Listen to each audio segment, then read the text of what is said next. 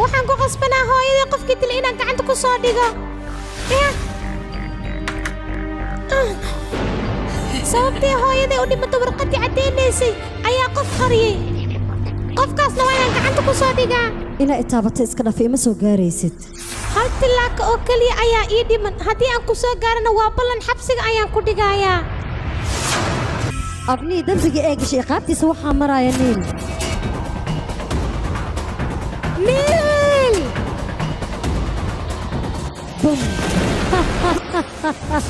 sidaan inaan u dhimato kuma ogolaanayo waad ku qasbantahay amaradeeda inaad qaadatid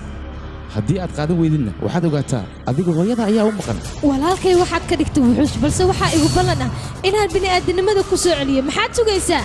idil igu dhufo xabadda maxaad sugaysaa ananiya si aan u badbaadiyo nolosha niil darteed waa inaan uga baxa 24 saac gudaheed xabsigaan